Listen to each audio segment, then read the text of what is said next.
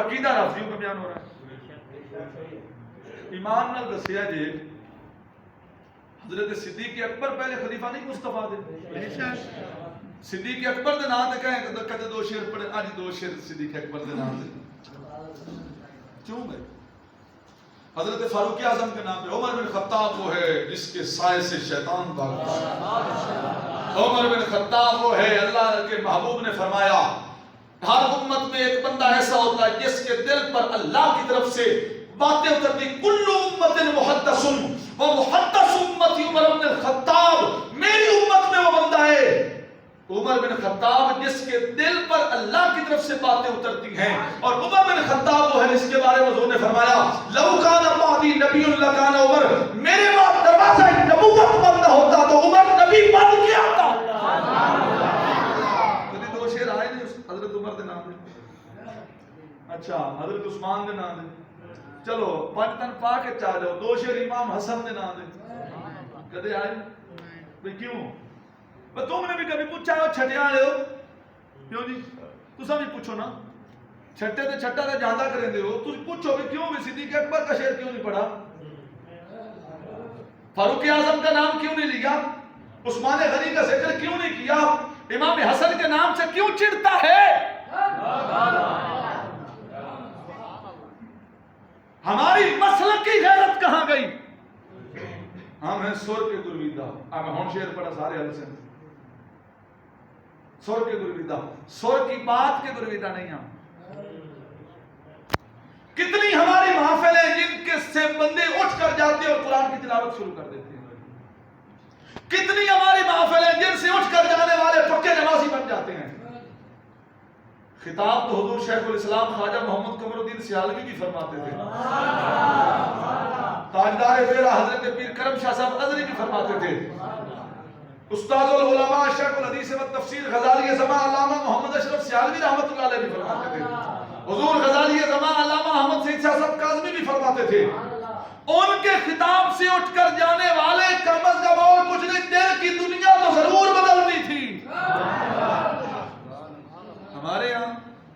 ہمارے ہاں وہ بندہ جو محفل سے اٹھ کے جاتا ہے یا تو وہ پکا رافضی ہو چکا ہوتا ہے یا وہ ویسے ہی محفل سے متنفر ہو چکا ہوتا ہے۔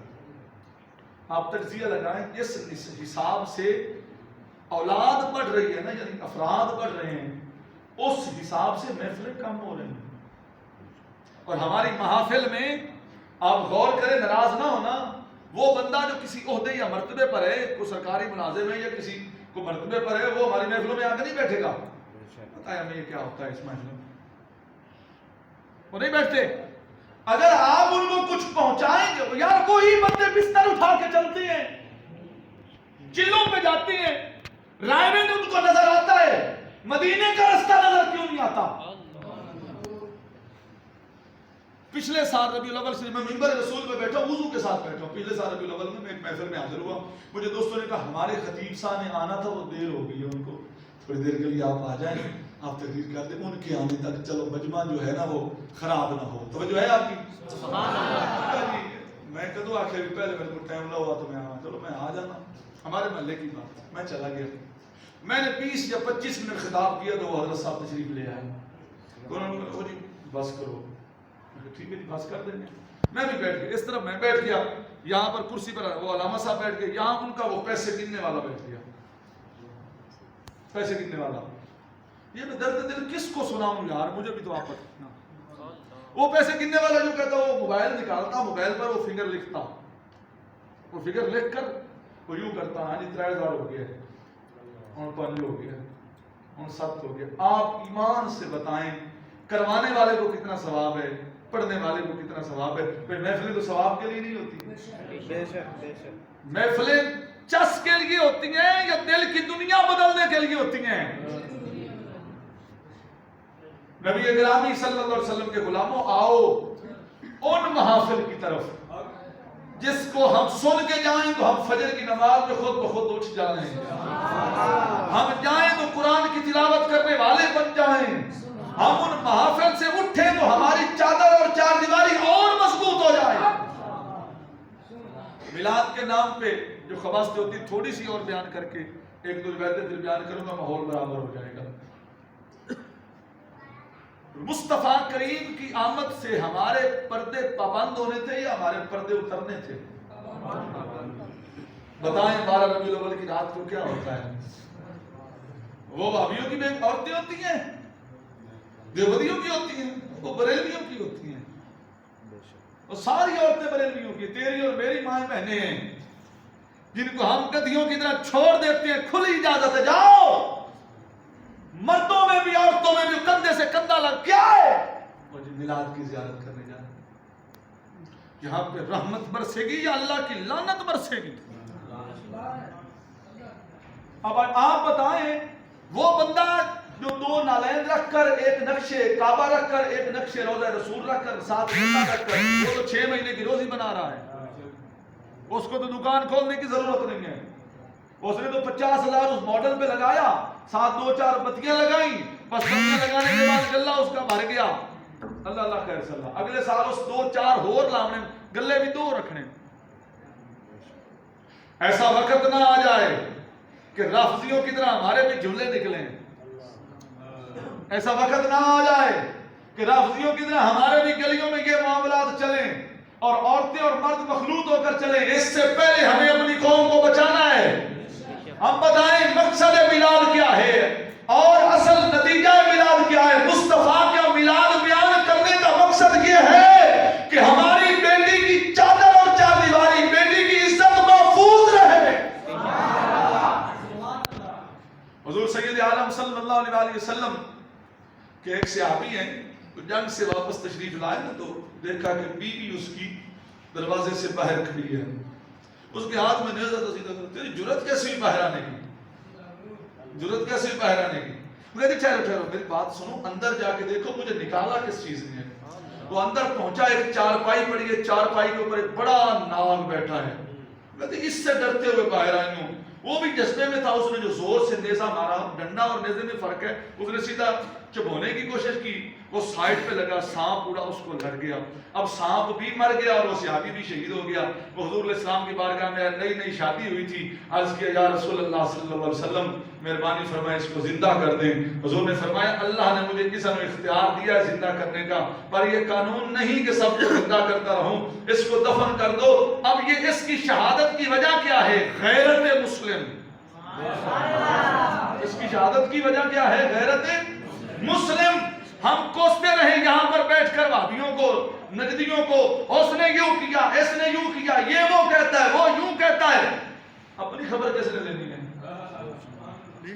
اعلیٰ حضرت نے کمال کر دیا ہے۔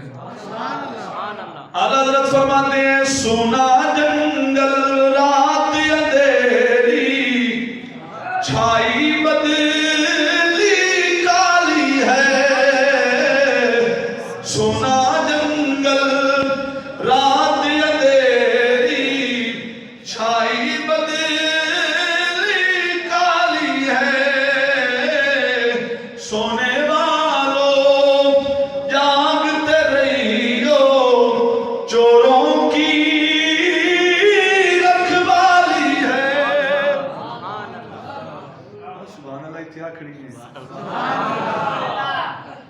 آنکھ سے کاجل صاف چرا لے، ہاں وہ چور بنا کے ہے،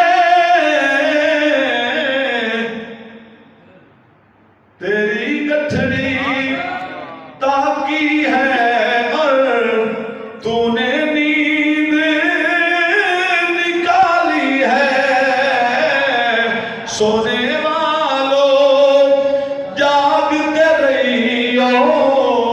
چوروں کی رکھوالی ہے۔ ایک دلیل میلاد پہ پیش کر دوں، میٹھا شربت بھی نال لگ جائے نا، میرا کوڑا ہی چنگا نہیں ہوگا، میدا نہ خراب ہو جائے۔ حضور علیہ السلام مدینے سے تشریف لائے، توجہ کیجیے گا، میں ایک دلیل میلاد پہ پیش کرنا چاہتا ہوں، آپ نے علماء سے سنی ہوگی لیکن ایک نئے رنگ کے ساتھ جو ہے وہ آپ سماعت فرمائیں۔ تو جو ہے ایک بار سارے محبت اور سجے کبھی ہو کے بولو سبحان اللہ۔ حضور علیہ السلام یہ دلیل سنیں، آپ بیان کر سکتے ہیں اس کو آسانی سے، شعروں میں سنیے۔ حضور علیہ السلام جب مدینہ میں تشریف لائے نا تو حضور علیہ السلام نے دیکھا کہ مدینے میں یہودی بہت زیادہ رہتے ہیں، اور آپ نے دیکھا کہ یہودی جمعہ والے دن کا روزہ رکھتے ہیں، جمعے والے دن۔ اب یہ روایت میں پیش کر رہا ہوں، یہ الوفا کے اندر ہے، امام ابن جوزی جو غوث اعظم کے شاگرد ہیں انہوں نے لکھی۔ امام جلال الدین سیوطی نے لکھا ہے کہ وہ 10 محرم کا روزہ رکھتے تھے۔ چلو ہم 10 محرم والی بات لے لیتے ہیں۔ تو آپ نے پوچھا، حضور نے فرمایا تم 10 محرم کا روزہ کیوں رکھتے ہو؟ انہوں نے کہا اے محمد صلی اللہ علیہ وسلم، اس دن ہمارے نبی حضرت موسیٰ علیہ السلام نے فرعون سے سمندر میں نجات پائی تھی، اس خوشی میں روزہ رکھتے ہیں۔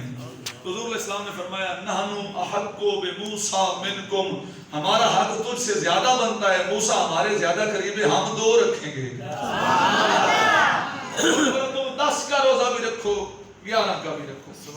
اب صحابی بھی 10 اور 11 کا روزہ رکھتے۔ جب رمضان کے روزے نازل ہوئے یا فرض ہوئے تو یہ تمام جتنے نفلی روزے تھے وہ تمام کے تمام منسوخ ہو گئے۔ اب وہ نفل ہیں لیکن فرض و واجب نہیں۔ اس وقت حضور نے فرمایا تھا 10 کا بھی رکھو، 11 کا بھی، کیونکہ ہمارا موسیٰ پہ زیادہ حق بنتا ہے۔ سبحان اللہ۔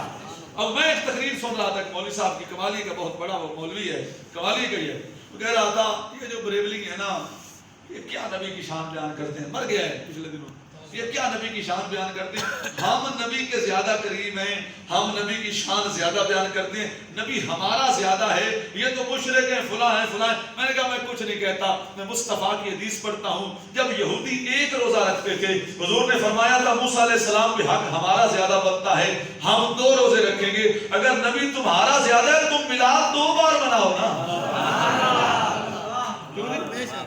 تم میلاد 2 بار مناؤ، پتا چلے نبی تمہارا زیادہ ہے، تو یہ مناؤ بھی نہیں تو مناون دیو بھی نہیں، بولو خود بھی نہ مناؤ، منانے بھی نہ دو۔ اور پھر سنو، موسیٰ علیہ السلام جب سمندر پار ہوئے تھے، وہ بحر کلزم سے یا وہ دریا کا ایک حصہ تھا، جب اس سے پار ہوئے تھے تو جو وہ وقتی رحمت تھی، وقتی انعام تھا، جب پار ہوئے تو انعام مکمل ہو گیا۔ جب وقتی انعام ملے 1 مدت کا، اس پر روزہ رکھنا جائز ہے اور اس کی خوشی منانا جائز ہے، تو جو رحمت ہو قبر میں بھی، جو رحمت ہو حشر میں بھی، جو رحمت ہو جنت میں بھی، دنیا کے لیے بھی رحمت، جانوروں کے لیے بھی رحمت، انسانوں کے لیے بھی رحمت، ملائکہ کے لیے بھی رحمت، جو نبیوں کے لیے بھی رحمت بن کے آئے، جب وہ آئے تو ہم خوشی کیوں نہ کریں؟ اللہ فرماتا ہے قل بفضل اللہ وبرحمتہ، اے محبوب آپ فرما دیجئے اے لوگوں جب تم پہ اللہ کا فضل ہو، اللہ کی رحمت ہو، تھوڑے تھوڑے ہاتھ چین دی جاؤ، تھوڑے تھوڑے جاگ دے جاؤ، اباسیاں دے ماحول کو گل بہ راجہ سے نکی بھی کھول جیسے محمد بار بولو ایک بار سبحان اللہ۔ رسول گرامی صلی اللہ علیہ وسلم کے غلاموں، مصطفیٰ کی آمد اللہ کی رحمت، حضور کی آمد اللہ کا فضل، حضور کے آنے سے اللہ کی رحمت ہوئی، حضور کے آنے سے اللہ کا فضل ہوا۔ جب اللہ کا فضل ہو تو اللہ فرماتا ہے فَبِذَلِكَ فَلْيَفْرَحُوا، خوش ہو جایا کرو، خوشی منایا کرو۔ اور مولوی نو پتر ملے تے خوشی کرتا ہے۔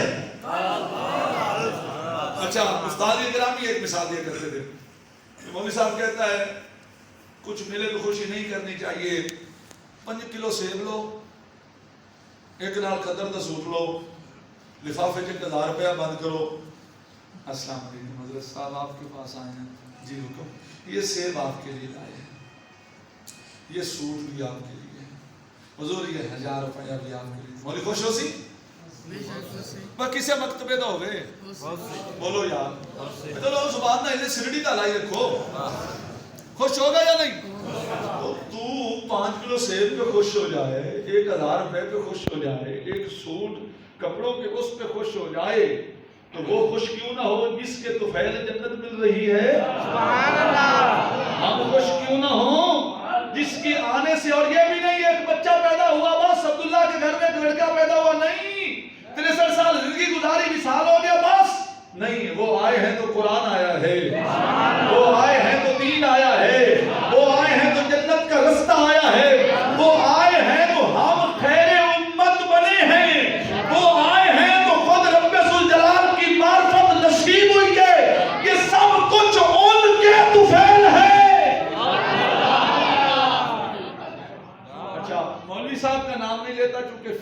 واریت بنتی ہے. اچھا میں ایک بات آپ کو نوجوانوں کو بتاؤں. ہمارے نوجوانوں کے ذہن میں فرقہ واریت کا مطلب کیا ہے؟ میں آپ کو بتاؤں. میرے گھر میں خدا نخواستہ چار دیواری ہے، کوئی بندہ دیوار پھلان کے اندر آ جائے، میری آنکھ کھل جائے، میں اس کو پکڑ لوں، وہ بھاگے، میں اس کے پیچھے بھاگوں.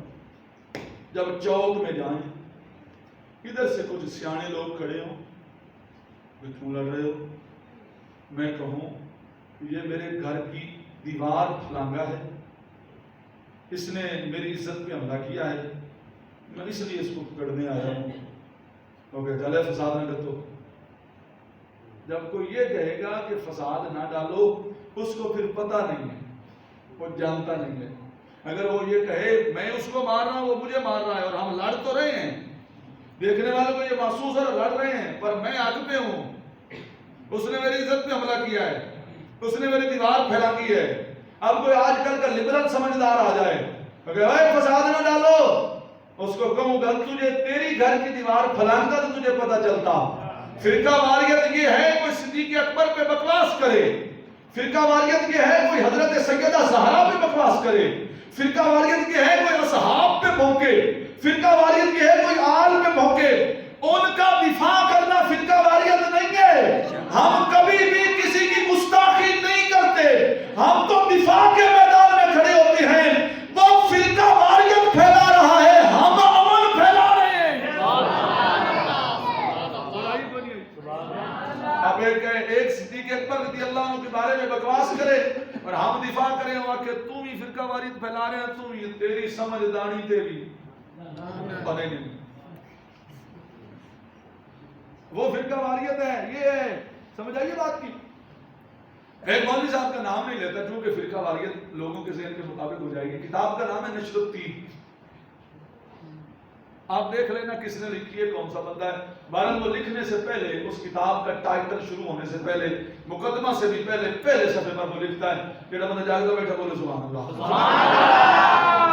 وہ کہتا ہے جناب ہمارے علاقے میں طاعون کا مرض پڑ گیا، دائیں بائیں سے حضرت اسرائیل نے چھوٹے چھوٹے چکر لگانا شروع کر دیے. کبھی ادھر سے کوئی اٹھ جاتا، کبھی ادھر سے کوئی اٹھ جاتا، کبھی کوئی آگے سے، کبھی کوئی پیچھے سے. میں پریشان ہو گیا، میں نے استخارہ کیا کون سا کام کروں جس سے یہ مرض ٹل جائے. تو میں نے استخارے میں کیا دیکھا، مجھے بتانے والوں نے بتایا، غیب سے مجھے یہ بات سمجھ آئی کہ میلاد کے موضوع پہ کتاب لکھتا ہوں. میلاد کے موضوع پہ کتاب. آخر میں وہ تاریخ بھی لکھتا ہے. اس تاریخ کو میں نے شروع کی، اس تاریخ کو آج میں نے ختم کی ہے. مجھے لکھتے ہوئے 8 مہینے ہو گئے، تھوڑی تھوڑی لکھتا ہوں. جب سے حضور کے میلاد پہ کتاب لکھنا شروع کی ہے، موت بھی ٹل گئی ہے، بیماریاں بھی ختم ہو گئی ہیں، حضرت اسرائیل کے وہ چھوٹے چھوٹے چکر بھی ختم ہو گئے ہیں، اب پریشانی بھی نہیں ہے. 8 مہینے ہو گئے ہیں، کوئی بندہ نہیں مرا ہے. اچھا ایمان سے بتائیں، ایک مولوی صاحب اپنے حجرے میں بیٹھ کر قلم سے کاغذ پر لکھے، توجہ، قلم سے کاغذ پر لکھے، وہ ہوا اس سیاہی سے ٹکرائے اور ٹکراتی ہوئی فضا میں پھیلے تو اس سے شفا ہوتی ہے. اس سے شفا ہوتی ہے، اس سے شفا ہوتی ہے. اگر کوئی اسی کتاب کو لے کر سپیکر پہ پڑھے،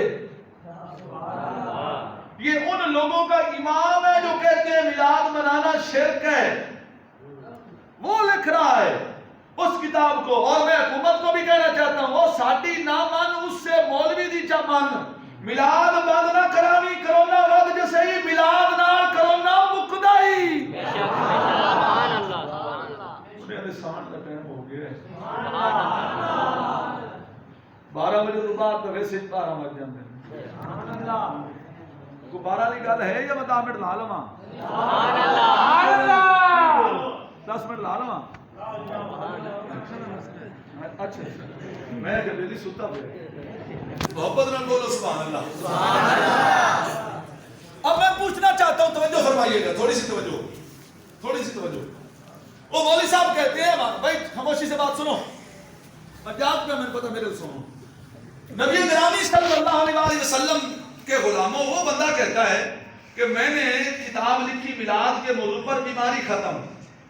آج جب ہم وہ کتاب پڑھ کے سناتے ہیں، آج جب ہم کہتے ہیں کہ میلاد پڑھ دو، کہتے ہیں شرک، تو پھر ہم کہتے ہیں نا تو میلاد اس وقت مناتے ہو جب طاعون پڑتا ہے، تو میلاد اس وقت مناتے ہو جب طاعون پڑتا ہے، پھر ہم ہاتھ اٹھا کے دعا کرتے ہیں تمہیں طاعون پڑتا رہے، تم بھی مناتے رہو ہم بھی مناتے رہے۔ مصطفیٰ کریم صلی اللہ علیہ وسلم کے غلاموں، یہ بات ایک یاد رکھنا، اور آخری باتوں کی طرف میں جا رہا ہوں، یہ بات ایک یاد رکھنا، پوری کائنات کے اندر جو نظام بھی چل رہا ہے یہ مصطفیٰ کا صدقہ ہے، پوری کائنات میں، اور قیامت والے دن جو بھی مکمل نظام ہوگا، جو بھی حشر بپا ہوگا، وہ بھی مصطفیٰ کے لیے ہوگا۔ حضور نبی گرامی صلی اللہ علیہ وسلم نے فرمایا پوری قوم اکٹھی ہوگی، پوری مخلوق اکٹھی ہوگی، یہ بات قرآن سے نہیں حدیث سے پیش کر رہا ہوں، اور حضور کے علم کی بات کر رہا ہوں، مخلوق اکٹھی ہوگی، پوری مخلوق اکٹھی ہوگی، سورج قریب ہوگا، زمین گرم ہوگی، حساب و کتاب نہیں شروع ہوگا، اللہ تعالیٰ لوگوں کے دلوں میں یہ بات ڈالے گا کہ آدم علیہ السلام کے پاس جاتے ہیں اور وہاں جا کر انہیں کہتے ہیں کہ آپ حساب و کتاب شروع کروائیں، ساری امتیں مل کر حضرت آدم علیہ السلام کے پاس جائیں گی اور جا کر عرض کریں گی اے انسانیت کے باپ، آپ اللہ کے خلیفہ اور نائب ہیں، قرآن نے آپ کو خلیفۃ اللہ کہا ہے، آپ اللہ سے حساب و کتاب شروع کروائیے۔ اچھا یہ بھی حدیث پاک میں ہے، اس دن اللہ سامنے نظر آ رہا ہوگا، اللہ سامنے، اچھا ہوں پوچھنے والی یہ گل ہے بھی اس دن کوئی بریلوی ہے، کوئی فلاں ہے، کوئی فلاں ہے، کوئی فلاں ہے، سارے آدم علیہ السلام کو جاسم اللہ سامنے ادھے کیوں نہیں جاندے؟ نہیں یار 2 منٹ مڑ وسیم نو دیواں تکڑے ہو جاس بھئی اللہ سامنے ہے، اللہ سامنے ہے، اور جا رہے ہیں آدم علیہ السلام کے پاس، اور صحیح حدیث، صحیح سند اور صحیح متن کے ساتھ صرف ترجمہ آپ کے سامنے پڑھنے میں اکتفا کرتا ہوں، اللہ سامنے ہوگا، جائیں گے آدم کے پاس، آدم علیہ السلام بھی اللہ کا رستہ نہیں بتائیں گے، کہیں گے جاؤ نوح کے پاس، اچھا نوح علیہ السلام چلو، آدم علیہ السلام نے نوح کا رستہ بتا دیا ہے، آئے نوح تو اللہ کا رستہ بتا دے، نہیں، نوح علیہ السلام کہیں گے جاؤ ابراہیم کے پاس، ابراہیم علیہ السلام کہیں گے جاؤ موسیٰ کے پاس، موسیٰ کہیں گے جاؤ عیسیٰ کے پاس، عیسیٰ علیہ السلام کہیں گے اب اس کے پاس بھیجتا ہوں جو تمہیں آگے نہیں بھیجے گا، تمہارا کام ہو جائے گا۔ نعرہ تکبیر، نعرہ رسالت، نعرہ رسالت، نعرہ تحقیق، نعرہ حیدری، نعرہ غوثیہ، مقام مصطفیٰ، مقام مصطفیٰ۔ ہمارے نبی وہ ہیں جو کچھ ہو چکا ہے وہ بھی جانتے ہیں، جو ہونے والا ہے وہ بھی جانتے ہیں۔ حضور علیہ السلام نے بتایا 30 جھوٹے نبی آئیں گے، حضور علیہ السلام نے بتایا حضرت عیسیٰ علیہ السلام آئیں گے، امام مہدی آئیں گے، حضرت عیسیٰ علیہ السلام مسجد میں موجود ہوں گے، امام مہدی آئیں گے، فجر کی نماز امام مہدی پڑھائیں گے، عیسیٰ علیہ السلام ان کے پیچھے پڑھیں گے۔ حضور نے فرمایا عیسیٰ علیہ السلام 40 سال اپنی عمر مکمل کریں گے، ان کی شادیاں ہوں گی، ان کے بچے ہوں گے، میرے روضے میں وہ دفن ہوں گے۔ حضور علیہ السلام نے فرمایا قرب قیامت لوگ جب بہت زیادہ ہو جائیں گے، یاجوج ماجوج آئیں گے، وہ لوگوں کو بھی کھائیں گے، درختوں کو بھی کھائیں گے، پانی بھی پی جائیں گے، فصلیں اجاڑ دیں گے، پھر جب وہ مکہ مدینہ میں داخل نہیں ہو سکیں گے، پھر اللہ تعالیٰ ان کی گردن پہ پھنسی نکالے گا، جس سے وہ پھنسی پھٹ جائے گی، وہ سارے مر جائیں گی، روئے زمین پر لاشیں لاشیں پڑی ہوگی۔ اب حضور نے فرمایا اللہ اونٹ کی مانند ایک پرندہ بھیجے گا، وہ لاشوں کو اٹھا اٹھا کر سمندر میں پھینکیں گے، جب لاشیں اٹھا دی جائیں گی پھر زمین سے بدبو آ رہی ہوگی۔ حضور نے فرمایا اب اللہ ایک بارش نازل فرمائے گا، بارش سے زمین پاک ہو جائے گی، پھر کتنے لوگ یا روح مر جائیں گے، اسرافیل علیہ السلام سور پھونکیں گے، سارے مر جائیں گے، 40 سال تک اسرافیل علیہ السلام رہیں گے، پھر 40 سال بعد اسرافیل علیہ السلام سور پھونکیں گے، پھر سارے زندہ ہو جائیں گے، ایک ایک قبر سے 72 آدمی نکلے گا، پھر میدان حشر بپا ہوگا، پھر حضور نے فرمایا سارے لوگ صفوں میں کھڑے ہوں گے، میری امت بھی صفوں میں کھڑی ہوگی، سارے نبیوں کی امتوں کی صفیں 120 ہوگی، ان 120 میں سے 80 صف میری امت کی ہوگی۔ میں صرف حدیثوں کا وہ ٹائٹل پیش کرتا جاؤں جو مصطفیٰ کریم کریم صلی اللہ علیہ وسلم نے ارشاد فرمایا ہے تو آپ حیران و ششدر رہ جائیں گے کہ کتنا علم حضور علیہ السلام نے اپنی امت کو عطا فرمایا ہے. قیامت میں لوگ کھڑے ہوں گے یہ بھی بتایا, کتنی صفوں میں ہوں گے یہ بھی بتایا, سب کی 40 ہوگی یہ بھی بتایا, میری امت کی 80 ہوگی یہ بھی بتایا. سمجھ آئی بات؟ اچھا, حضور علیہ السلام نے وہ حدیث پاک مکمل کرنی ہے کتاب شفاعت والی, لیکن ایک بات حضور علیہ السلام نے یہ بھی بتایا جو آخری دوزخی دوزخ سے نکل کر جنت میں جائے گا, حضور نے اس کے بارے میں بھی بتایا. سبحان اللہ, ایک باری بولو سبحان اللہ. اندر والے ایک باری چپ رہو, باہر والے ایک باری بولو سبحان اللہ. میں سارے نہیں بولے, رل کے بولو سبحان اللہ. آواز آ رہی ہے ماشاءاللہ, اللہ تمہارے منہ نو سلامت رکھے. حضور علیہ السلام نے فرمایا جو آخری جنتی.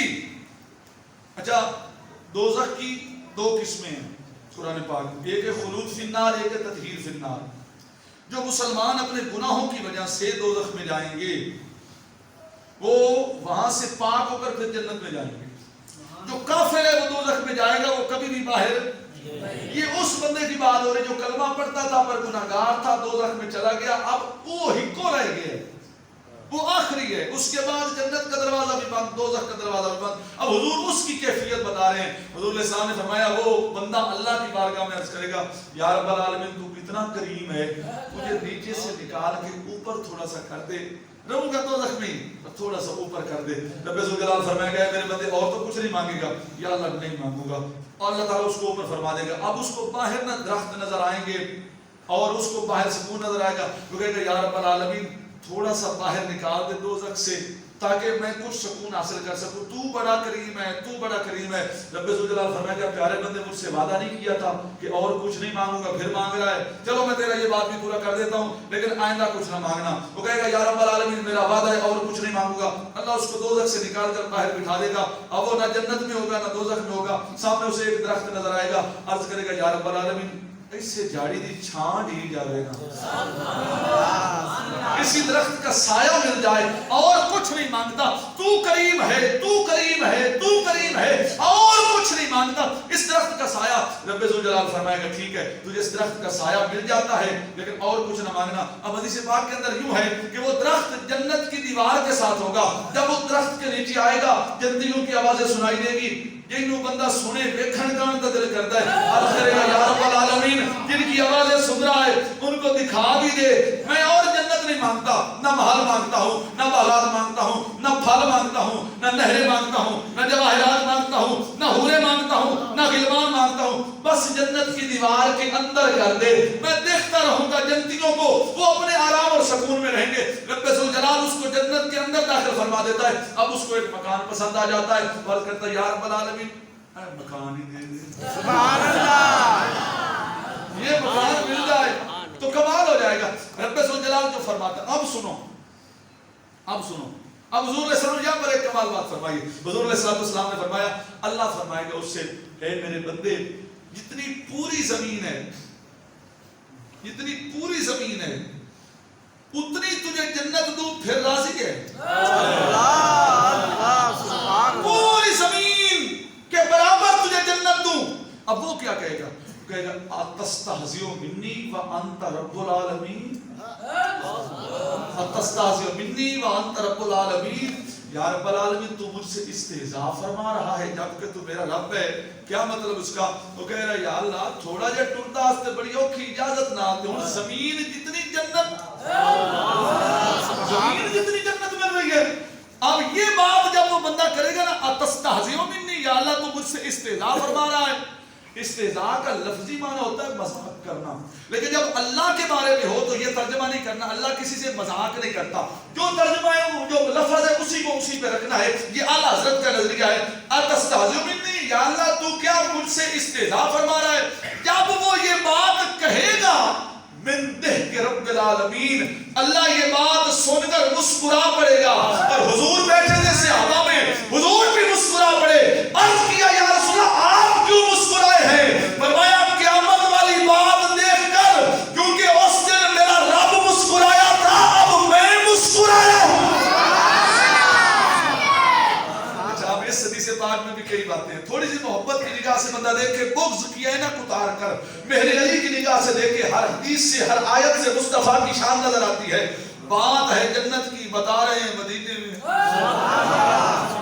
بات ہے جنت کی بتا رہے ہیں مدینے میں, اور اس کو علم مصطفیٰ نہ کہیں تو اور کیا کہیں. اب حضور علیہ السلام نے فرمایا, سنو, حضور علیہ السلام نے فرمایا میری امت 80 صفوں میں کھڑی ہوگی. سنو توجہ ہے, سبحان اللہ, 4 بجے تک تقریر کر لوں. سبحان اللہ. اچھا میں کر لینی نے تو سا گھبری جاؤں. سبحان اللہ. تو کلا پہ آنا, تو میرے نال آیا نا. میں میرے دل تھا کہ 2-3 باتیں جسے پاک کی آپ کے سامنے رکھ دوں. سبحان اللہ. درد دل بھی آپ ہی سے سنانا ہے اور ذکر مصطفیٰ بھی آپ ہی کو سنانا ہے. سبحان اللہ. حضور علیہ السلام نے فرمایا میری امت 80 صفوں میں کھڑی ہوگی, ساری امت 40 صفوں میں. اس میں بھی ایک حضور کا علم غیب ہے. وہ کیا حضور بتانا چاہتے ہیں, اس وقت تک قیامت نہیں آئے گی جب تک ساری امتوں سے میری امت ڈبل نہ ہو گئی. اور دوسرا علم غیب یہ بھی ہے, حضور نے فرمایا اس عورت سے شادی کرو جو بچے زیادہ دینے والی ہے, کل قیامت والے دن کثرت امت پر میں نبیوں پر فخر فرماؤں گا. ہن وہ گل کی گئی بچے 2 ہی اچھے. اب اللہ تعالی انسان سے مخاطب فرمائے گا تم نے عیسیٰ علیہ السلام کو خدا کیوں بنایا. اب یہ تفسیر ہے, پہلا ہے قرآن, اب تفسیر ہے. اب وہ کہیں گے یا اللہ عیسیٰ علیہ السلام کی محبت میں, حضرت مریم کی محبت میں عیسائیوں نے جو عیسیٰ کو خدا سمجھا, مریم کو خدا کی بیوی سمجھا, ایمان سے بتائیں یہ ان کی محبت جائز تھی؟ یہ محبت ان کو دوزخ میں لے کر جائے گی یا نہیں؟ تو آپ وہ محبت رکھیے جو قرآن کے مطابق ہو, وہ محبت رکھیے جو حدیث کے مطابق ہو, مصطفیٰ کے فرمان کے مطابق ہو. ایسی محبت جو قرآن و سنت کے خلاف ہو وہ محبت تمہارے نزدیک ہوگی لیکن دوزخ میں جانے کا سبب ہوگی. ہم اس محفل میلاد کے قائل ہیں جب بندہ اٹھے تو جھولی نور اور رحمتوں سے بھری ہوئی ہو. اللہ تعالیٰ میری گزارشات اپنی بارگاہ میں قبول فرمائے. اگر مجھ سے کوئی آمدن یا صاحبن کو ایسا جملہ نکل گیا ہے چڑھ دے تو بھر دے گا جو مرید انت سنان لئی سے, آپ فرمایا کی کم کرنا ہے, وعدہ جی بیٹا چلینا. آپ فرمایا کلیاں کے کٹھیاں ہو کہندا جی 5-7 چھیڑو رل جانے ہیں, بیٹا رلا لینے ہیں, شام نو پھوڑ لینے ہیں. آپ فرمایا تینوں کیوں پتہ لگتا ہے بیٹا تیری ہیں. سبحان اللہ. تو کیسے جان لیتا ہے یہ بھیڑیں تیری ہیں, یہ بکریاں تیری ہیں, کان بھی ایک جیسے, ناک بھی ایک جیسے, رنگ بھی ایک جیسا. چلو بکریوں کا تو فرق ہوتا ہے, بھیڑیں تو ایک جیسی ہوتی ہیں. کہتا ہے بھلا بیٹا بھی سائیاں نو بھول دیا. آپ فرمایا سلیمان نو بھلا مرید بھی بھول دے. حضور علیہ السلام عرض کرتا یا رسول اللہ کیا اتنے جو کثرت سے 80 صفوں میں صرف آپ کی امت, 40 صفوں میں 1.25 لاکھ نبیوں کی امتیں پہچان لو گے. حضور علیہ السلام نے فرمایا تمہاری ایک ایسی نشانی ہوگی جو کسی کے اندر ہی نہیں ہوگی. رسول اللہ ہو گیا. حضور علیہ السلام نے فرمایا ایک گھوڑا ہو جس کے چاروں پاؤں سفید ہو اور ماتھا سفید ہو, عربی کے اندر اسے کہتے ہیں حر معجل, حر معجل. حضور نے فرمایا ایک 5 کلیان گھوڑا ہو, دوسرے بندے کے سیاہ گھوڑے ہوں, سیاہ گھوڑوں میں سے 5 کلیان گھوڑوں والا اپنے گھوڑے پہچان لے گا یا نہیں؟ یا رسول اللہ پہچان لے گا. حضور نے فرمایا انتم غر محجلون بآثار الوضوء یوم القیامہ. فرمایا قیامت والے دن تم 5 کلیان ہوگے, وضو کرنے کی وجہ سے تمہارا چہرہ چمک رہا ہوگا, تمہارے ہاتھ چمک رہے ہوں گے, تمہارے پاؤں چمک رہے ہوں گے. ہر دیکھنے والا پہچان لے گا یہ یہودی عیسائی نہیں محمدی جا رہا ہے,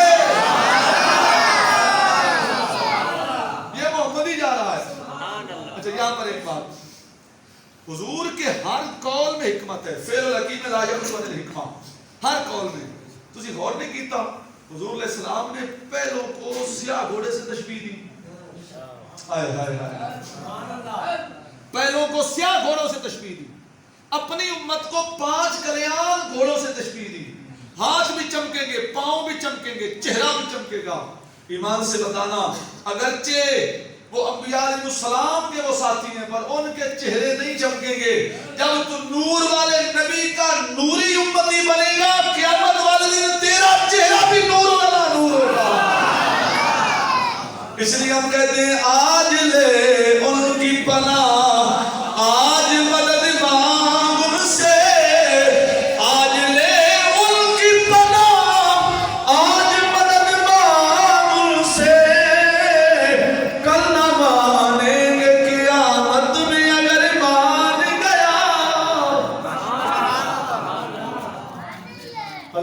دوستوں کا ذوق سلامت رکھے، آپ کی اس مسجد کو علم اور عمل کا مرکز بنائے۔ جو دوست اس مسجد سے معاونت کرتے ہیں اور اس محفل کے ساتھ جنہوں نے بہت بڑا اہتمام کیا ہے، اللہ تعالیٰ ان کو دونوں جہانوں کی بھلائیاں عطا فرمائے۔ یہ بات یاد رہے